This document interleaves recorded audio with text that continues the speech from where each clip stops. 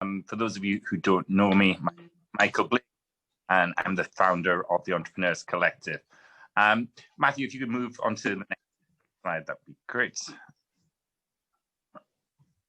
So just to tell you, so the session today, which will be hosted by Peter and Tet from JournalLink, is part of the Springboard 2021 set that we have pulled together this year. We know last year was a tough year for a lot of startups, so we wanted, and that a lot of us are in lockdown at the moment, so we wanted to start the year strongly by putting on a series of 15 events and workshops, all free for the startup community, so that you can hit the ground running. And I'm super excited for the one that we've got today. But first, a little bit more about the Entrepreneurs Collective before we hand you over to Peter and Tet. Matthew, next slide. So my background is actually as a lawyer, but now I guess I would call myself a serial entrepreneur, having founded a number of companies. But my first foray into startups was to build a dating app called Clicked. And as a first-time founder and a lawyer, I had pretty much none of the skill sets needed to build a startup. I knew nothing about building apps. I knew nothing about digital marketing. I knew nothing about journalism or the many skill sets that you need to make a startup successful.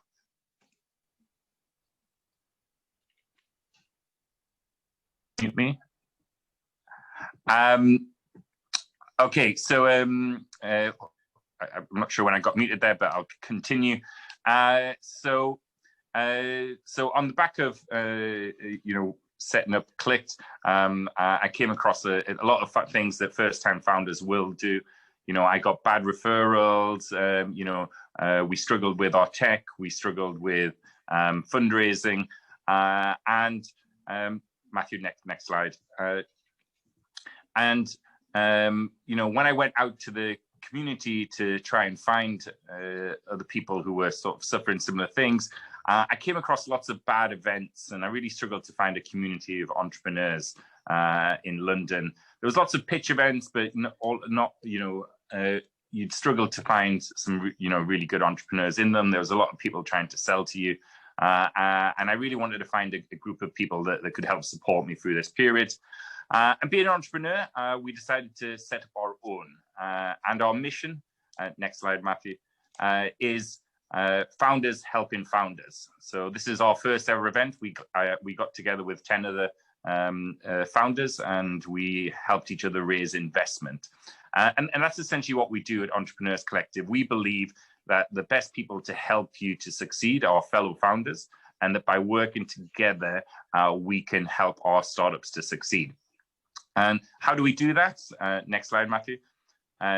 Well, we have events such as this. We have pitch competitions where you can pitch for business. We have over 400 angels associated with us now, and over 50 VCs. We help you by giving you access to credits. So we have everything from AWS to Stripe, and I think over 40 other partnership deals. We can do things like deck reviews. We'll put you in touch with angels who will give you feedback on your presentation style and your proposition, as well as giving you access to negotiating discounts and various other things on behalf. Whatever problem you may have as a founder, we are there to help you solve it. So that's it from me. Can we go next slide, Matthew?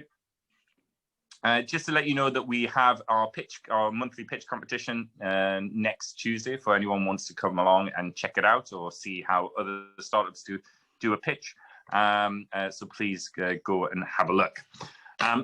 But now we'll move on from Entrepreneurs Collective, and we will introduce you to our speakers today. So we're very fortunate to have two experts in their field.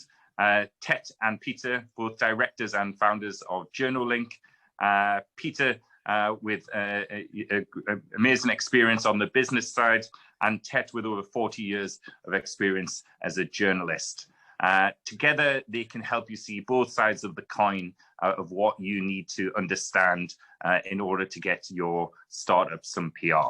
I'm very intrigued and excited to see what they're going to pull together. These guys are going to freestyle this, no deck, which I really like. So I'm excited to see what you guys have got. So over to you, Peter and Ted. Thank you very much. Off you go, Peter. Fine. Well, thank you for joining us. Ted and I are an interesting combination. Ted's the journalist here, and I'm the business. Part of my history was fronting for one of the main high street banks in the financial crisis. So the last 15 years of my life, I've been trying to convince journalists to say the right things about brands and get the right messages over. Ted, on the other hand, is one of those dreadful journalists who gets hold of your ankles and shakes you till you're dead until you give them the right quotes. So you have an interesting combination. We're both directors of Journalink, and about 6 years ago, very much in the same mindset as Mike, we were looking at how we help small businesses get coverage in the media without it costing them a fortune by having to work with an expensive PR agency. And that's what the Journalink platform's all about, and that's why we work with Entrepreneurs Collective. So what we want to do today is probably spend about 25 minutes just me trying to tease out of Ted the things that he's looking for as a journalist, and how you can provide the right material for him as a journalist to make sure you get your brand covered. And Ted will tease out of me where my head is as a business, trying to prepare and make sure that we do indeed get that good engagement. So we'll do that for about 25 minutes. What we would really value is, as we do this, please put your questions in the chat. And then the last half of our session, we want to try and address those questions and point you to the right places to go to try and get that media engagement. So I'm going to hand over to Ted now just to start off and give you a feel about where his head starts at the beginning of the day as a journalist and what he's looking for. So Ted, over to you. Okay. Look, thanks for making the time to join us on this session. The first thing I need to think about when I'm in the office, when I'm working, is stories. Now, every journo, they won't tell you this, but I'm going to tell you because we're partners. Every journo has something that really floats their boat. None of us got into journalism to be unread, unshared, uncommented on. So when you're working with a medium, it's important to try and figure out what gets that particular journalist going. I tell you, read 3 or 4 of their stories and you'll see what their shtick is. You'll work it out. Not only that, read any publication, online, hard copy, print, whatever. After a while, you'll see what their ethos is, what their editorial mission is. So the most important thing for you to know as a business is that I want to do something, share information with the world, but I can only share information if it's interesting, okay? So I'm going to kick off with the first thing that as entrepreneurs you need to have in mind: the difference between PR and advertising. With advertising, all you have to do is to pay for the banner. Doesn't matter how good it is, doesn't matter how bad it is. Actually, they don't really care. They want your money. So with advertising, you can pay for all the coverage that you get. With PR, which is our line of business, you won't get that coverage unless you earn it. And very simply, to earn coverage, you have to share insights. Because here's the thing. In my line of work, I've nibbled at virtually everything that's running in society, but I can't write a single story without connecting with somebody like you. Because actually, you're making the story, you're living it. You're the one who feels the angst. You're the one who's taking the risk. You're the one who can make the profits. You're the one who's making the product. You're the one who's reaching out to the market all the time. you're the one who knows where the bodies are buried. So no journalist can do their job without you. And that's the first point that should make you feel quite confident. Peter made a comment about me kind of biting at his ankles. And there's a good reason for that. It's because Peter, at the time, was one of the most senior people in a brand, a sector of industry that basically, I mean, the bankers, they caused a crash. Everybody wanted to put them in jail. And it was like open season on them.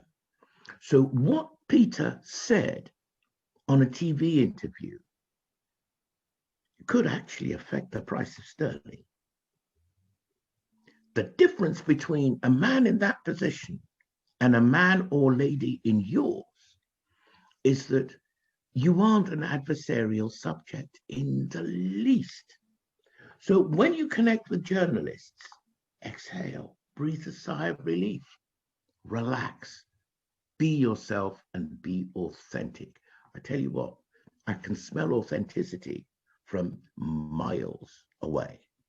And the beauty of JournoLink is that because we're dealing with the businesses that are actually creating the stories, you get a shortcut to that kind of authenticity. And from where I'm sitting, that makes far more interesting stories. So what have I said? I said that the difference between PR and advertising is that with PR, it's earned coverage, and that you earn the coverage by sharing insights which are part of your lived experience about your business. So, yeah, I can't complete this little bit without doing the textbook definition. PR is actually developing mutual understanding through strategic communications. And the two words to take out of that is that you're building relationships with your customers, with your markets, with the media, with journalists, and so on and so forth. So first thing, and it's strategic because you don't just wake up in the morning and say, I think I'll do a little bit of PR. Strategic because it's planned, okay? We'll go more into that later. But that's the first thing I'd like to share with people, and people often don't appreciate about what journalists want and what journalists are really looking for. Peter? Ted, yeah, look, the first phrase I'm going to pick up from what you just said is smell authenticity. In that vein, if when you're being interviewed as a business, if when I'm being interviewed, or when I'm putting something down the press release, I don't feel the hairs at the back of my head just prickle a little bit, I'm not getting it right. Okay, so this fear factor that often we get the feedback about from businesses saying, look, I want to be in the media, but actually I don't want the risk of it and all that sort of thing. Unless the hairs on the back of your neck are tickling, you're not quite getting it right. So don't be scared of that. But we get into the confidence piece. Ted rightly has said that PR is earned media as against advertising. I'm just going to flip that coin the other way around, actually. It's earned media for the journalist. When Ted said, we've got to produce something that floats his boat, when he says he wants to have something to share, that's for him to share. This is his career. So the picture I'm painting here is, as a business, the journalist needs you just as much as you need the journalist. So don't be scared of this. Have the confidence level really high. The journalist really needs you. One thing I will promise you, and something I learned fairly early on, when I was being put, as Ted rightly says, completely in the spotlight. One thing I learned really early on was that whether I made a complete mess of an interview as a business, whether I did the wrong thing in a press release, everyone will tell you, you did great. Your family, your kids, your work colleagues will all tell you you did really well. But if the journalist gets it wrong, particularly on a broadcast interview, radio interview, or TV, if the journalist gets it wrong, they are the ones who will be criticized by their peers and their producers. So the pressure is much more on the journalist on getting stuff done correctly than it is on you. So the phrase I always used to use on this is, This is your gig, but their career. So you make sure you get your messages landed and out there. But the one point that Ted did emphasize is that you are the experts here. You know more about this subject, more about your subject, more about your business than the journalist knows. And they want to draw that out of you.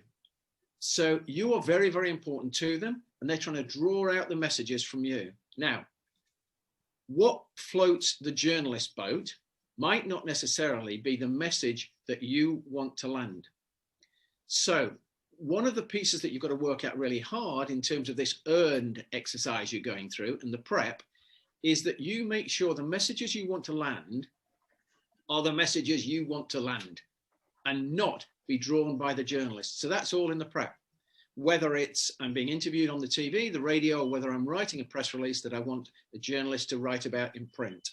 I've got to be really clear about the points I want to land and what the relevance of those points are. You get about 3 seconds attention span from a journalist when you put a press release out and the headline that you put on that press release. Ted will tell you in a second, but he'll get 200, 300, 400 emails a day saying, please promote my business. He's not interested in doing that. He needs a story.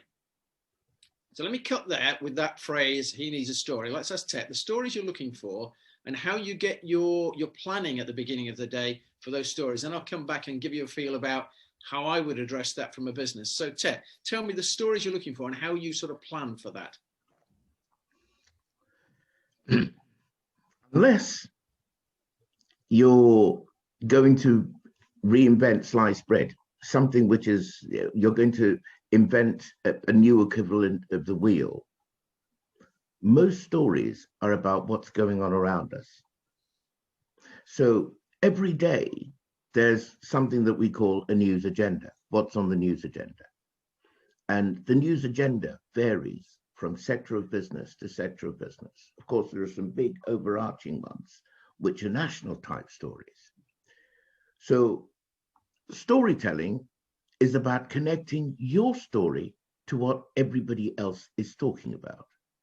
Now, if you're, say, a teetotaler, and you go along to a wine tasting meeting, you won't have very many stories to share. So it's important to know where you are, what your industry's doing, what's happening in your sector, and what the trending stories are there. And then it's very easy for you to think, I'll add to that conversation. Remember, what most journos are looking for are insights to explain the inexplicable or the frightening or the victories in a particular sector. That's all people want to read. People want to read great stories about great victories, about challenges they confronted and overcame. Nothing is more inspiring than finding out about how you are solving a particular problem which is trending in a particular sector. So the reason these stories are so powerful is that actually nobody cares about your business. Human beings, other people don't care about your business. What they care about is the drama you, the founder, you, the entrepreneur, has been through. And in that, everybody wants to know how the person confronted the challenge, how the person met the challenge, what the person did to overcome the challenge, and what the results were. And there's another very important thing, what you learned, because what you learned become the insights the journo is going to share with his audience. So storytelling is absolutely crucial. And here are some key ingredients. Topicality. Is it relevant to what's going on at this time? 2, insight. Does it explain, give me a new angle on what's going on at this time? 3, is it engaging? I don't want to know about the business. The business becomes interesting because I have bought you or I'm engaged with you. So it's got to have a human angle. And storytelling, you can find stories in so many different aspects of your business. One of the things that I often hear people say is, well, I don't know what my news is. If you don't know what your news is, just do a bit of a social search. We'll talk about that a little bit more later, on what other people are talking about. Okay. Number two, you think you have one brand, you don't. You've got 4 brands. Every company, every product has got 4 aspects. You got your social brand, what you're doing within your community as a business. You got your market brand, what value satisfaction you're giving to the people who are parting with money to buy your goods, services, or products. 3, you've got your employer brand, that is sometimes called your financial brand. What other entrepreneurs, JVs, angel investors, and so on would be looking at. And finally, there's the experience of the people you work with as associates or as employees within your setup. For example, I'd be very interested in the stories that you generate as a result of using our platform. That's a story for me. That's like an employee brand. So actually, in every business, stories are falling out of your ears, but you've got to have the eyes to recognize them for what they are. Also, one other thing I think I ought to mention here is that, you know, you don't have to contact every journalist in the world. All you need are a few journos who are in your sector, who are interested in the type of business that you run, who are interested in the kind of stories that you run. Get in touch with them. I'll tell you why. I spend more time looking at the work of other journalists than I spend looking at what's going on in the market. Why would I reinvent the wheel? I have got an army of trained observers and researchers, viz. Journalists, out there and their output. So when I write your story, I'll go at it from a certain angle. Another journal will pick up my story and will think, ooh, how could Ted have missed this angle on this? They're in a completely different sector. They'll pick up the phone and ring you. So actually, all you need to do is to get it right with a few journos, and by osmosis, your story will roll on and on and on and on. Ted, I'm going to pick out 2 words that you've used there. One is drama and one is insights. So what you're getting from Ted here is quite a good view from inside the journalist's head on the sort of things, the sort of stories he's looking for. And he's emphasizing there's actually a lot more about your business than you might immediately know in terms of what he's looking for. Let's get into the nuts and bolts of this. So as a business, how do I define what this story is? Ted used were float, Ted's boat. So what are those stories we're looking for, and how do we as businesses really get our heads in the right place for that? I'm going to give you 3 pointers here as to how I really focused on what my plan was to optimize the time and optimize the story that was going out. First thing, and this is the one that Tet's really picked up on, what's trending in the news at the time? How do I work out what news stories might be relevant now and might be of interest to the journalist? Have in mind the one thing that a journalist is trying to do. He's not trying to make you famous. He's not trying to fix all the woes in the world. He's got a singular objective, and that is to get followers, to get readers, to get viewers, because that's what saves his job. And what your job is to give him that content and give him the stories that will enable him to do that. So first thing is, what's trending? How do I know as a business what might be trending? 3 places you look on this. One is have a look at a calendar. We'll talk a little bit in a little bit time about what we do on journaling in terms of providing you with a calendar of what's going on. But have a look at a calendar of events. because that will forecast what's coming up over the next 2 or 3 weeks. We forecast at the beginning of the week in journaling what we think is going to hit the news in the week. And do you know what? 4 out of 5 days in the morning, we probably got it right with 5 Live. It's not hard to forecast what's coming up. So first, what's going to hit the news agenda? Look at a calendar. Second thing is have alerts on your sector. Have alerts set up, Google Alerts set up on your sector and your competitors. And that will show to you what's actually trending in your sector in terms of news coverage and what your competitors are doing. So have that in mind and have that set up. The third place to look at, and something I always looked at, especially if I was going to go on an early 5 Live interview, I'd always have a look at what's in the headlines the night in the papers the night before. So I'd always be watching BBC 24 the night before, what's in the headlines and what are the journalists talking about. So first thing is what's trending. Second thing is what are journalists going to be writing themselves? So it's not necessarily news that's trending, but these are articles that they are looking at creating, that they are writing, and they need you to contribute towards. How do I find out about those? There's various tools you can use. We'll get onto the tools you can use, but these are called media requests. And journalists are frequently reaching out for comments from businesses and case studies from businesses to help give color to their articles. So first, trending news. Second is what they're writing. How do I find those out? Then the third piece is, what is it that I want to put into the news agenda that's either not trending or no one else has thought about yet? I just want to focus on that for a minute, because I'm going to give you 2 examples. Tet and I were doing a session like this a couple of months ago. And midway through the event, much as we had a bit of a crash a couple of minutes ago, midway through the event, suddenly the screen went blank when Tet was talking, and we heard out of the ether somebody shout, "I have no idea what you're talking about." Tet remembers that well, and it was hilarious. But what had actually happened is, this was one of the participants that was on, Mike was still on, and they were shouting at the kids or the wife or whatever they were shouting at, and it came through, "I have no idea what you're talking about."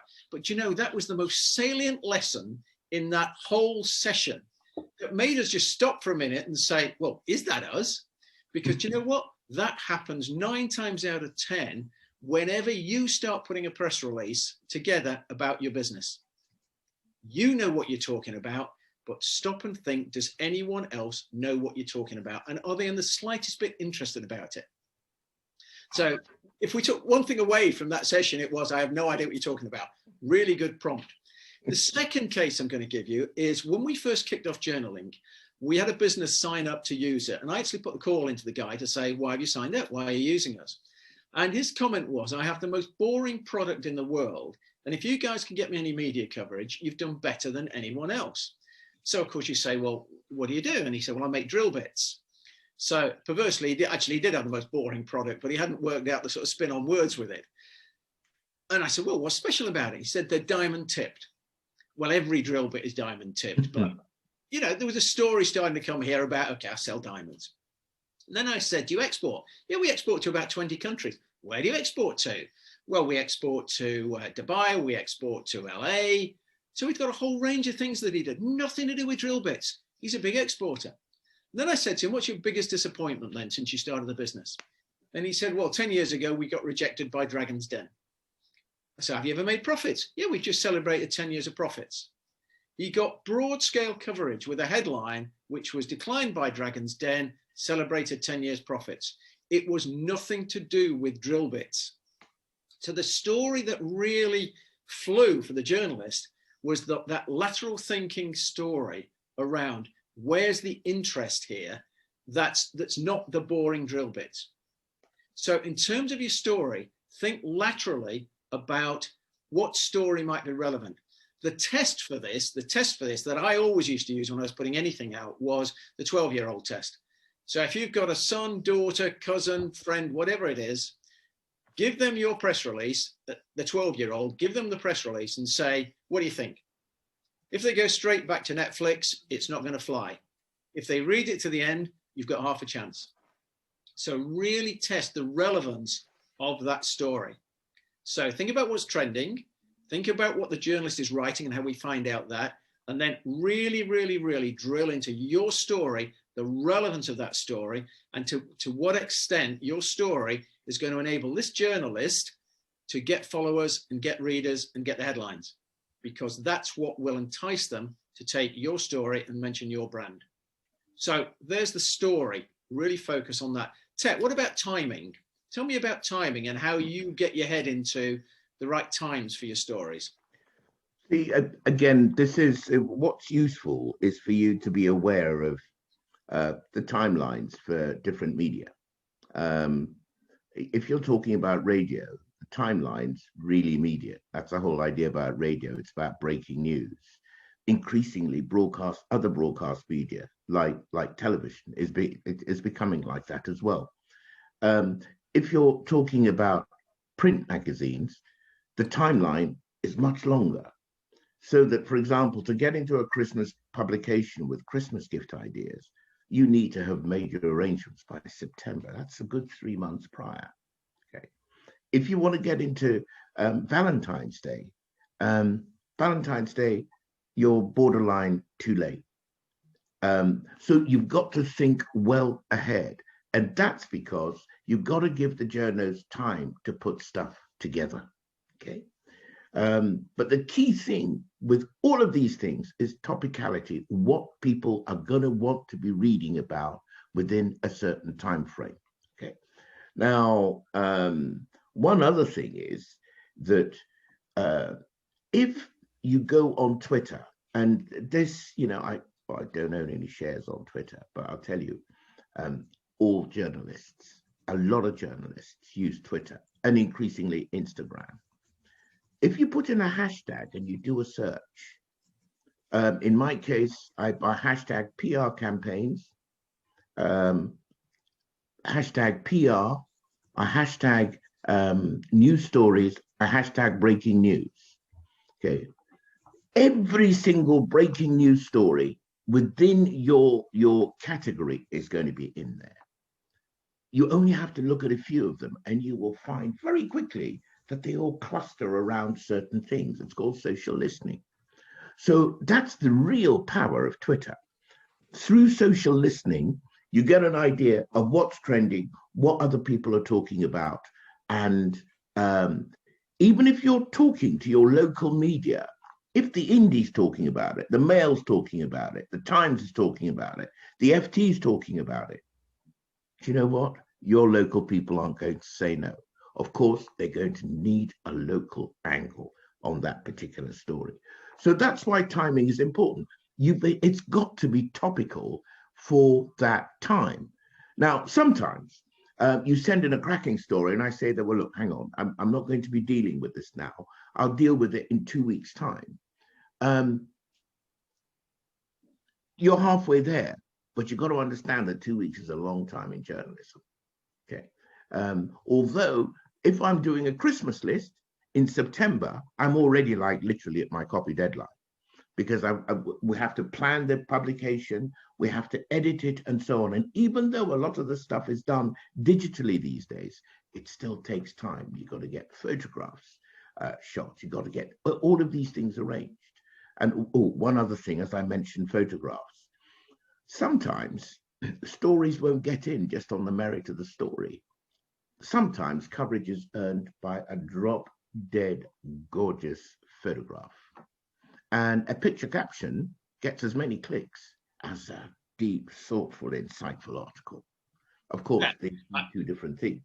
If you want to achieve kind of subject matter expertise and be understood to be a thought leader, then you need to put in, kind of worthy content. But not in the press release. The press release has to be short and to the point. So I want to come on to the presentation of that press release. A couple of things coming up on the chat line there are, Is it 11 o'clock in the morning the right time to send something out? On this timing thing, do you know what? It's a bit of a mix, right? It's a bit of a mix. And so much depends on the deadlines and the timings that the journalists themselves are working to. As we're sitting here now, 1:15 on a Friday, I'm waiting for a message from a Sunday Times journalist to tell us whether they're going to take a piece that we've been working on a client with. And today will be the day, this afternoon will be the day that that journalist will decide if it's going in on Sunday. And he'll have gone through his sub-editor and know whether that story is actually flying. So for the Sunday papers, it's kind of lunchtime on a Friday before you know they're taking it, but you've got to be giving it to them on a Wednesday, just to give them a sort of run at it. So some of this is timing.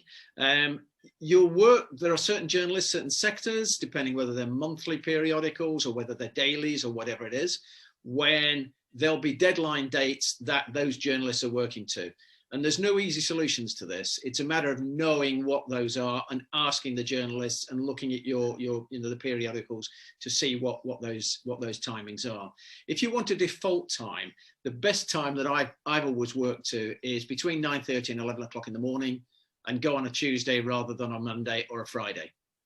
And that's probably a reasonable default for you to aim for. But remember, you're trying to put news out here, and you're trying to align to whatever's trending. So you've got to adapt to whatever those timings are.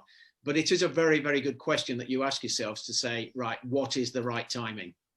You might and also, I think you'll pick it up with experience with different journalists. But I would say go between 9 and 11, because that's when a lot of research is being done. Nobody, especially in the print titles, in the days that people used to actually go to work, nobody was ever in work before 10 o'clock in the morning. But that's because they leave far later than most other people. Yeah, so timing is really important. Think about that. Look, we've talked about the story. We've talked about timing. I'd just like to get on to presentation. And whilst we're talking, please do put your questions through the chat. Tet and I are absolutely here to answer any of those questions. So please do be putting your questions through the chat. On the actual presentation, so how do I as a business say, okay, I've got a story, got something I think is going to fly. I think I've got the timing right, but how do I now present that and get that to the right journalists? On the presentation side, you're going to be putting a press release out 99 times out of 100. You're putting a press release out here to capture the interest even of a broadcast journalist or a print journalist. So let's just focus on what that press release looks like. 5 key components to that from my side of the business, and Tet will come in and say, actually, those bits are really important. That's really important. But 5 things I'm looking at. I've worked on the story, worked on the timing. First thing I'm looking at here then is, what's my headline? You have about 3 seconds for you to capture the interest of the journalist with that headline. So that's got to be compelling, absolutely compelling. 2 things on that. The rule I always had on this was, if whatever I say in that headline is not going to get me into jail, I'm going to use it. I want it to be really provocative. I want to be really catchy. I've got to capture the journalist's interest with that. He's going to be getting 200 emails a day coming in. I want mine to be the one he clicks on to see more. So provocative headline, compelling, but it's got to have a link to the story, right? There's nothing worse, Tet will tell you, there's nothing worse than having a headline there that when you get in the body of the story, it's nothing to do with the headline. So keep it relevant. Yeah, keep it relevant, but keep it captivating. A couple of other things to think about here. Journalists will typically pick up their stories from their iPads, from their iPhones, some from a computer screen, some from an email. Think how many characters you've got before they lose it. And one of the things we built into journaling recently is just a preview piece about what your headline looks like on any of the pieces of technology that the journalist is going to be using. I want to get the message in that compelling headline out in about 40 characters. Anything beyond that, you've lost it. So just try and get the hook in the first bit. So headline. Then I get into the body. Journalist doesn't want war and peace. Journalist wants maximum 300 words, right? They want, give me a feel about what it's about. And then if they're interested, they'll be in touch with you or they'll take it. So you've got your headline. First bit of the content now, the story, is a succinct paragraph of what's this about. Now getting to the bones of it. So first in the headline, second thing is presentation of about 300 words for your story, the body of it. In that story, have a quote. Again, one thing I've learned is if you make the journalist's job easy, they will be very grateful. I actually perfected, there's a lot of techniques in this, but I actually perfected how I could get my quote taken from an hour's recording for ITV as to be the quote they used on the news. right? And there's techniques for you to do that. And it's just about make it easy. So put your quote in there. That's a good quote that mentions your brand. And the probability is that the journalist will lift that quote and use it in their article. That's your quote. Now, a good little tip is that if you can get somebody else who's well recognized in your sector to give you a quote, then that's great as well. Why is that useful? Because a lot of journalists will have Google alerts lined up for the names of particularly politicians, industry leaders, and as soon as those pop-ups come up on their alerts, they'll look at your release. So if you can entice somebody locally with a recognized name to add their name to your release as well, that's really quite useful. So headline, body, quote. Fourth thing is image. As Tet said, there is nothing more valuable to a journalist than a really good image. Not your holiday snap, not a boring picture of you and a head and shoulders, but something that's relevant to this article that actually will draw my eyes to that article in the newspaper when I'm going through. And a really interesting exercise you can go through here, I challenge you, go through a newspaper, see how many articles are in there without images. And we believe from the research we've done, you've got about a 4 times likelihood of pickup if you've got a good image with it. So a good high-res image, really valuable. So make sure that's added as point 4. Point 5, the piece that everybody misses. Actually had a Times journalist contact me on Tuesday saying somebody's responded to one of the editorial requests we put through. They've not given us their contact details. You've done all this work, you've worked out your story, you've sweated the hours in getting the story together, you get your timing right, put it all together, and you've forgotten to put your contact details on, right? You wasted your time. Don't forget to put your contact details at the bottom. And if the journalist contacts you, respond immediately. Because if you don't, they'll move to the next story. So there's the five keys that I would sort of tick through every time. Headline, body, quote, image, contact. That's the way I put the sort of template together. Tet, of those, which are the most important in your view? The quote. I need a drop dead. I need a quote, a good quote, something pithy that captures what it is that you're about.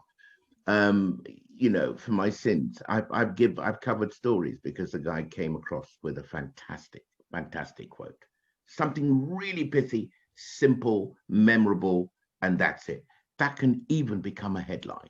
There's that. Secondly, the other thing is, of course, the picture.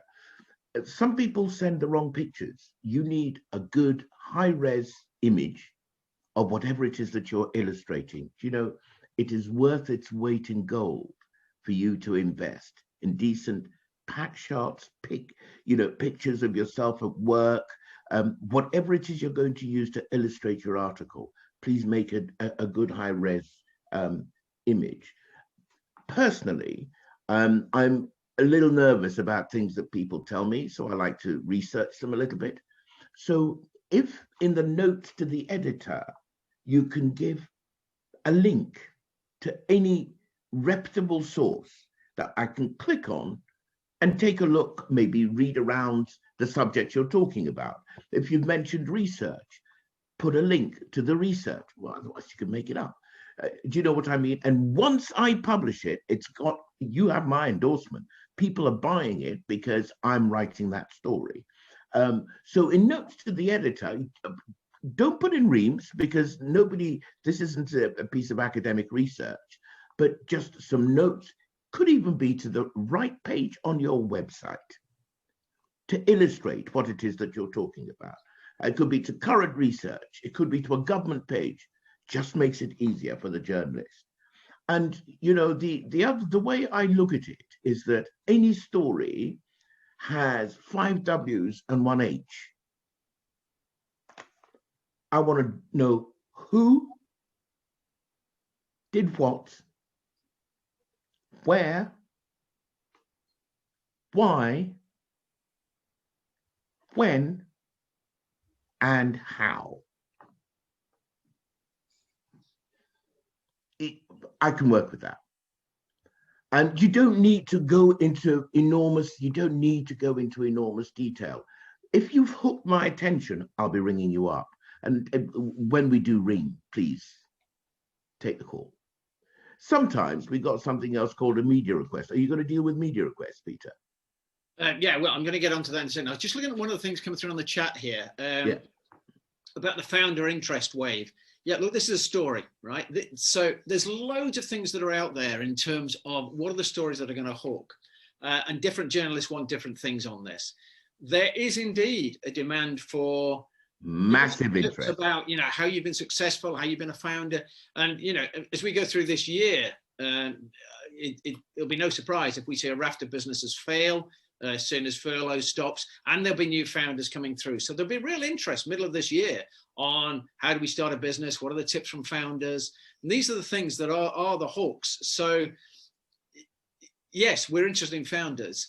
I'm more interested, I think, in what are the tips? What have you done? I'm not that interested unless there's a really big story about an individual, and you know, sometimes there is, but unless there's a really big individual there to do a profile on, the interest is far more into what are the tips, what are the experiences, what went right, what went wrong, why someone succeeded, why someone failed. That's more the interest and more where it goes to. So yeah, there is interest in those stories, and you know, do push them out. One thing I want to pick up on, Ted, I really want to spend a couple of minutes on this quote, because Ted, as the journalist, has said, that's what's really driving me. Why are we doing PR, right? What am I trying to get out of this as a return on my investment for the time? You're not paying money for this or much money for this, but why am I putting the effort in? What do I expect out? And too many people do this, get the 2 lines in the Evening Standard, cut it out, frame it, put it on the wall, and think they've done really well. That is worth zero value to you.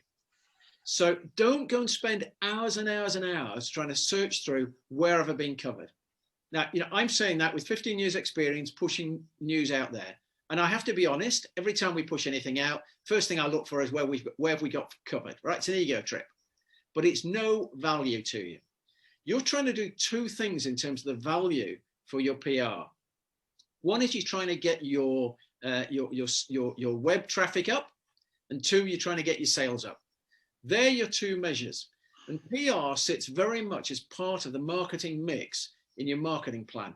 It sits alongside your email campaigns, your social traffic, your social media, sits alongside your advertising. It's a component of your marketing mix. So don't obsess about where am I covered, what have I got? Look much more carefully at what's happening to my web traffic. So let's look at that quote then as to how am I going to get value in terms of my web traffic? Make sure you've got your brand in there. Make sure you've got your name in there, because what you're looking for here is the backlinks. You're looking for the enhancement to your search engine optimization on Google. And you get that by getting your brand mentions in reputable journals and titles with those links in. So when people search for your brand, that's when it pops up. So, you know, really think about that. Why is this really important? Latest research tells us that 19 out of 20 people now make their buying decisions based on other people's recommendations and reviews. They don't really listen to your adverts. They don't really listen to you saying good things about your business.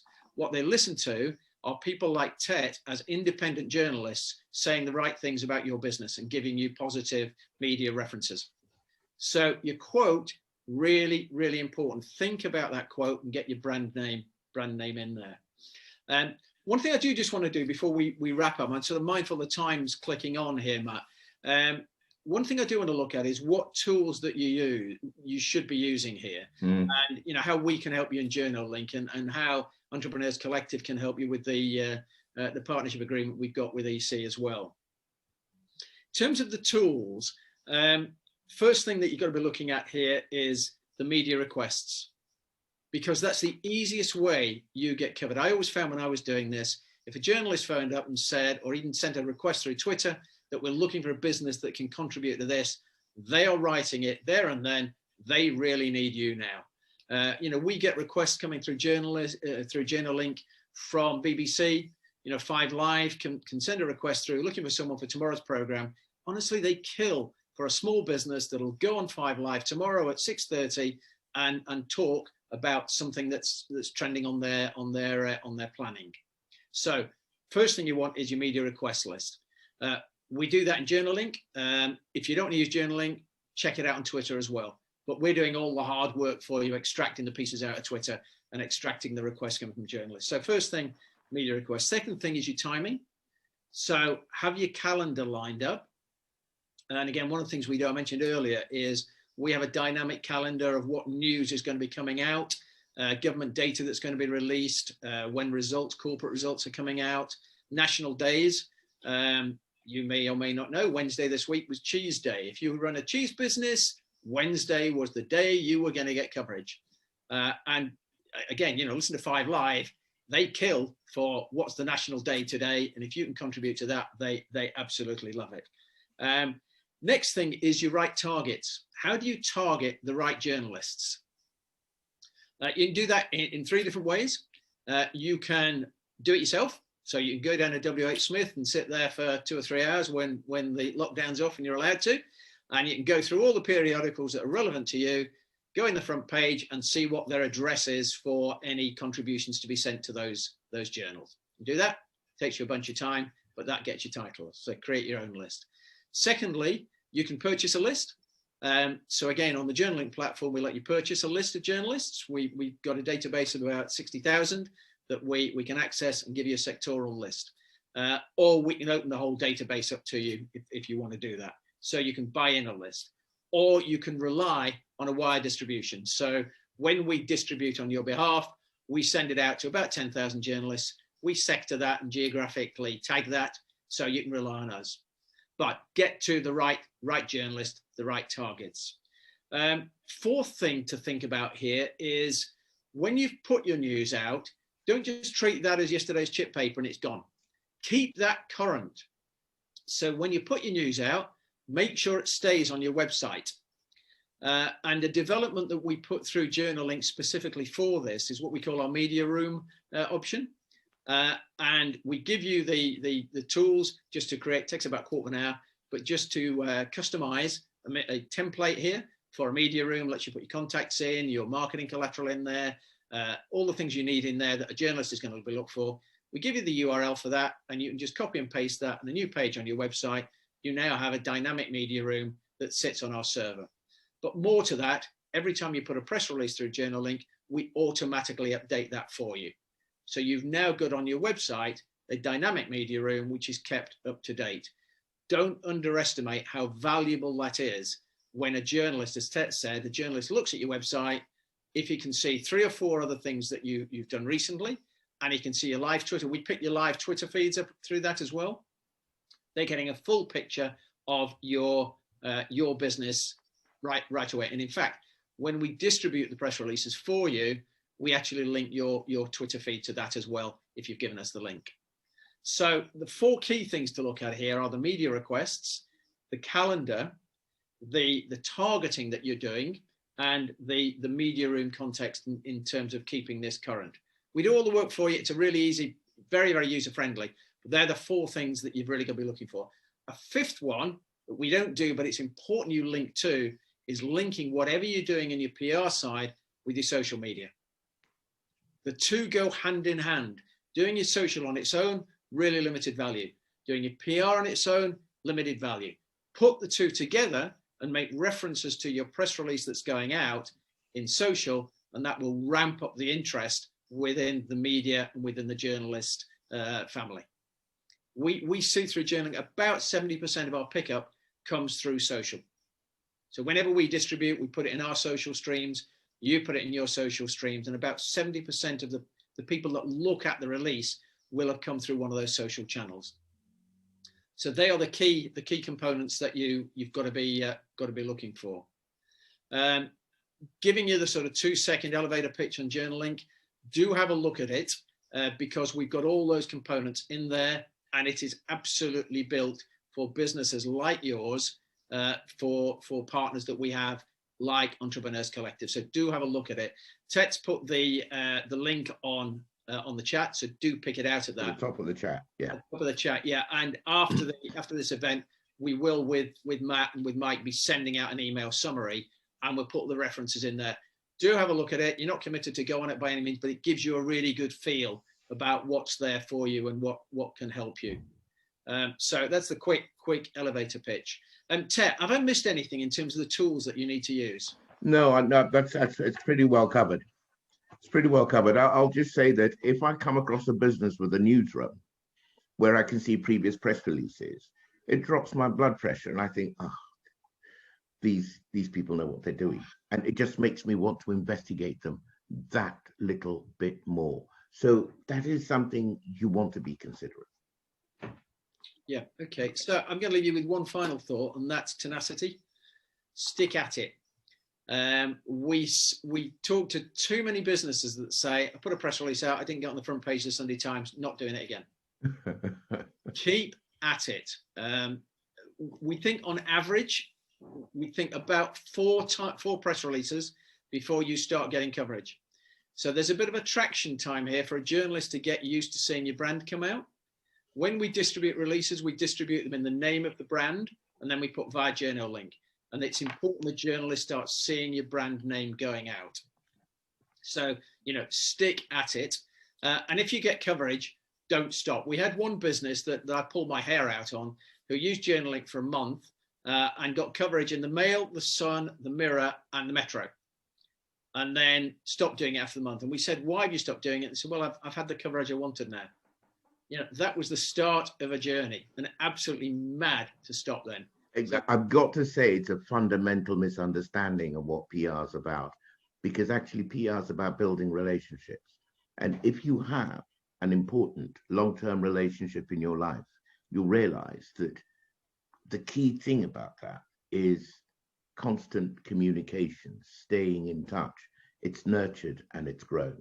It doesn't go from 0 to 100 overnight. Every kind of relationship is like that. So I'm just putting in the chat now. If you do need any help or any advice, do drop us a line to Journal Link. But first of all, go on to the Entrepreneur Collective Biz offers, the link that's there, and see if this is for you. Okay. Matt, any questions you've got before we allow? I remember speaking to a group of people in the East of England once and said, I must let you go now because I don't want to stop the wheels of industry rolling. And they said, don't worry, it's Friday. They don't roll where we live. But I'm sure that's not the case with everybody on the session today. So any additional final thoughts from yourself, Matt, before we let people go and do what's good for them? Well, no, I was going to say, you're all welcome to unmute yourselves if you would like to interject, ask Peter or Tet anything, if you still have time to spare, or you can use the chat function. So please take a moment now to ask any questions. Actually, I just picked one up that Nirosh has just put on there, and we should have covered that actually. One of the big, we're not in the business of doing PR agencies out of business. We're not about doing that. What we're about is trying to fill the vacuum that's there for businesses that actually can't afford a full-scale PR agency and are happy enough to self-serve using a really good, helpful platform.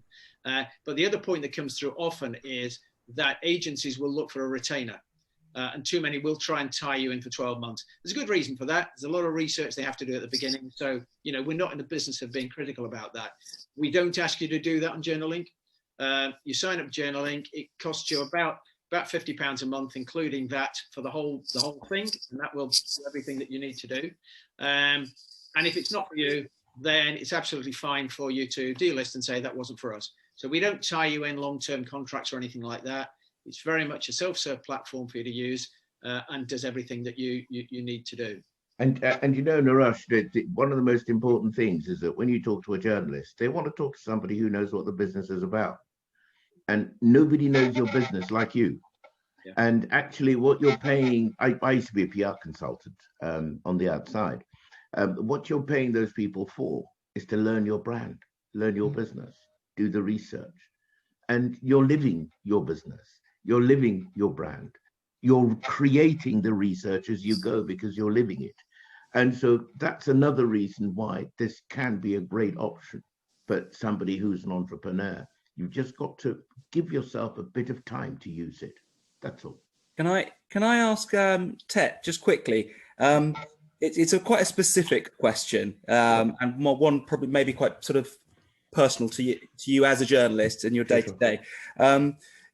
if you have a relationship with a journalist where they've featured you before, Yeah. And you get on and it's all great, as has been mentioned, they get hundreds and hundreds of emails a day. Sure. And sometimes maybe you get back in touch after a gap. You know, you haven't had much activity, and then you've got some new story or new products, Right. and say they've missed or they haven't responded to your email, Right. and you're Right. like, oh, you know, I thought we had a relationship, but now Right. they've ignored it. Right. What's the kind of protocol, and what would you say is the reasonable sort of behaviour in terms of getting back in touch, continuing to say, hey, sorry, did you get that? Yeah. Okay.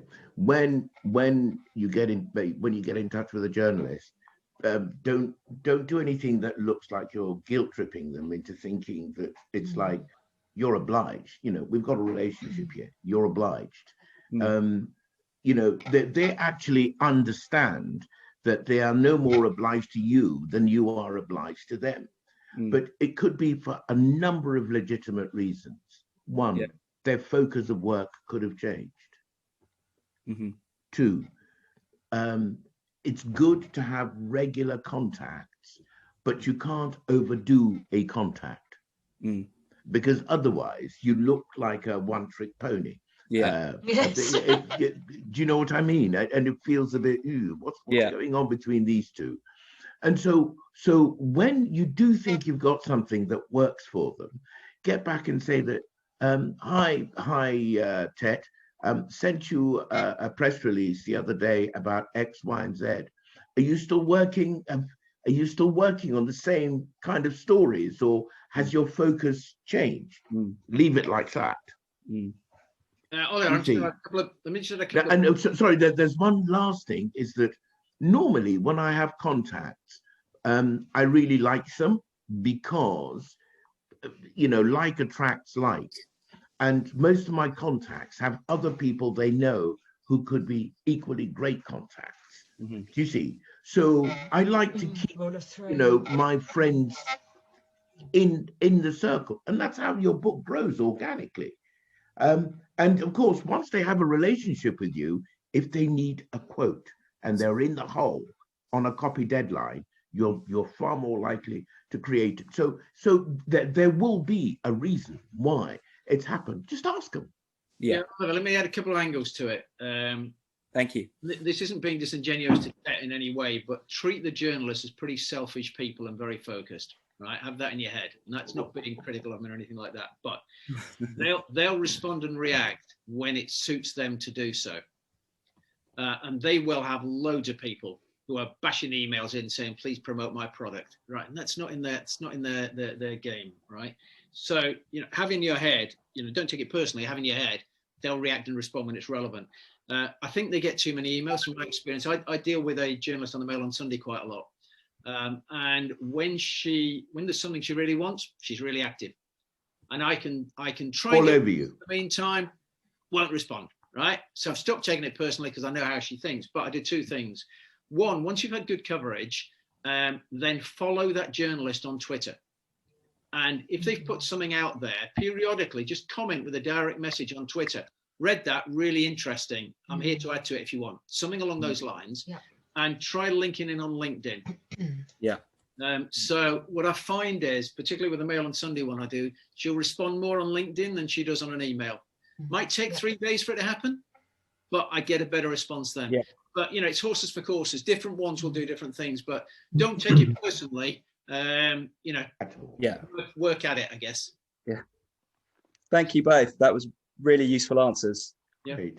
Yeah, just a really quick one, and this is really incredible insights. I just wanted to know in terms of timescales. So, you know, with all like with startups where you've got your seed, Series A, and you know, you have your various life cycle of the business. Is there like an opportune time over when to start engaging with PR? Is it something that it's a more of a, whilst you're more established and mature stage of your operations, or at the inception, pre-launch? Is there a sort of timescale of a PR engagement that you can somewhat advise on? Right, any. I don't care. I don't care whether you're in seed, Series A, Series B. I don't care. That's where you are, what you're doing, unless there's a specific angle here where a journalist is saying, I'm writing an article about someone trying to raise Series B, and I'm looking for a couple of contexts about that, right? So we work with the EIS Association, for instance, and periodically we'll get a journalist saying, we're looking for a business that's raising funds through EIS, the EIS schemes, and tax impacts, things like that. But I'm not really interested in that. What I'm interested in is your story, okay? And you can be as big with that story when you start off, the day you press the button and your website goes live, and I would use that as a trigger. Don't go out there until you got a website that looks decent, right? But you could have the really good story there for me from that first day, which is as good as in 5 years' time when you just hit your first 10 million revenue. All right. So it's the story that's really important. And there are plenty of journalists out there that are looking for that owner-managed initial kickoff stage if the story is right. And it's things like, you know, we get a raft of requests coming through now, which are, you know, has your business pivoted in COVID? You know, and that could be a one-man business, one-woman business.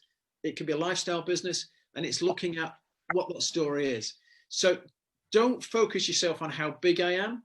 I would generally say start at the very beginning, and you might spend a year bashing your stuff out there and not get any traction. And then all of a sudden in a year's time, when it is important and you've got investors looking at you, then you get the traction. But don't you need a social media account, and you need a website. Yeah.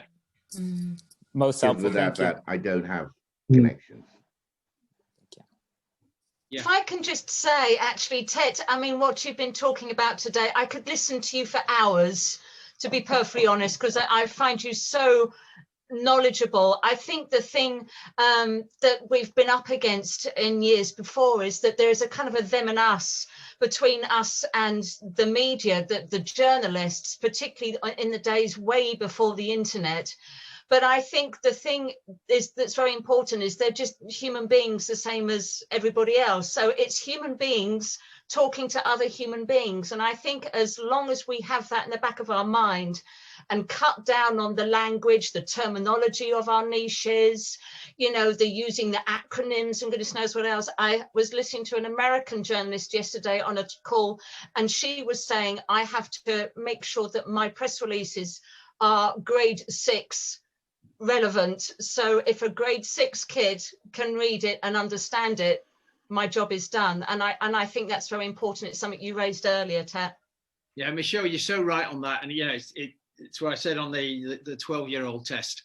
Yes, you said it, Peter. That's right. Yeah. Don't assume. Give Peter some credit. Come on. Yes, sorry. I don't care. I'm so Michelle. I mean, sorry, Peter. I was going to say you're so right on the relationship side, and you know, I look back. To give you sort of color on this, there's one I remember specifically when I was on a Sky News interview with Joel Hills when Joel was running the Sky business side before he went to ITV, and you know this went on for about 7 minutes, which was on the Jeff Randall show, which was unheard of, you know, and it was really high pressure stuff. But before we went in, it was chat, Joel, and he had his cup of coffee on the table, and I had mine on the table. They both went under the table before we started. And then he'd fly into me. And then this was a complete, it's almost like a drama for 7 minutes. And then you finish it and it's okay, we're off now. Gee, where are you going on holiday this year then, Peter? Well, I'm going to France. Totally different, right? So you're absolutely right. You know, this is a conversation and it's both sides trying to get the best done and both need each other. Absolutely right. You know, as said earlier, and one of you wonderful gentlemen said, journalists need us as much as we need them. Absolutely. Can't do our jobs without you. Yeah. And there is one thing that you guys, you know, need to bear in mind is that fortunately, you're not quite yet at the stage where when you make an utterance, you can affect the exchange rate of the dollar or sterling. You know, and so for that reason, all journalists are likely to treat you far more convivially and treat you in a way which helps them get great stories. So please relax. And I'm just glad you said that this is a human being relating to another human being. We don't come from planet Sol. No. You know, right. Genus Homo sapiens, just like everybody else. Michelle, I've just seen on your sort of wall behind you, the screen, you're a great example of this is exactly what you should do when you're trying to promote your business. Have your brand name there so people remember it. I don't know whether you're in PR or yes, I am. I'm publicist to Carol Middleton. Okay, well, there we go. So Wow. one thing I should say is that the journaling platform is really good for businesses, but we also do a freelancer platform as well. Yeah. So it's there for freelancers to use on behalf of their clients. Their clients and their businesses. Put that on the chat whilst we're there. Final thing, I guess we say, we could talk forever, but I guess we've all things to do. Final thing to say is there is nothing off the record. So be alive when you're having the conversation with a journalist that whatever you say, they will use if it's right. Even if you say, look, this is off the record. I know I've done that in a press release, but now I'm having a chat with you. Actually, I don't vote Tory and I think they're a load of idiots and blah, blah. That's the quote they'll use. So just be a little bit careful about what you say. The Brown cock up when he left the microphone on, and it was the bigot woman he talked about. The election. Crap. Yeah. So be really, and I've done the same sort of thing. Unfortunately, didn't get caught out, and I've seen a lot of people do the same thing. And a trick that a journalist will use is let's go off the record to start with. That's what they tease out. So just be mindful of that. There is nothing off the record. Yeah. And if there's a microphone there, it's on. If there's a TV camera anywhere, it's on. So there we go. Matt, I don't know. We're taking up everyone's time and we're happy to talk all afternoon, but. Overrun, but just 20 minutes there. But I think such an interesting topic and one that's so valuable for startups, to get that PR. It really can add credibility when you're talking to not just your customers, investors. They do love to see that. So it's, and a real mystery, I think, for most people when they're starting out, as they get to know their own business, trying to learn the business of PR and journalism alongside that can be a real minefield. So thank you very much for your time. I think we will have to conclude. As mentioned, there is a link in the chat to the Journalink special offer, which they promoted through us at Entrepreneurs Collective. If you are an Angel or above member, you can reach out to myself or Ben. You have some exclusive access privileges to the Journalink platform through that. So please do contact Benjamin at Entrepreneurs Collective or Matthew at Entrepreneurs Collective for more information on that. And any further questions, reach out by email, and I'm sure either myself or David and Tet Peter and Tet would be very happy to answer. Oh, great. Thank you very much, guys. Thank you, gentlemen. Thank you. Thank you. Thanks for joining. Thanks. Bye. Bye.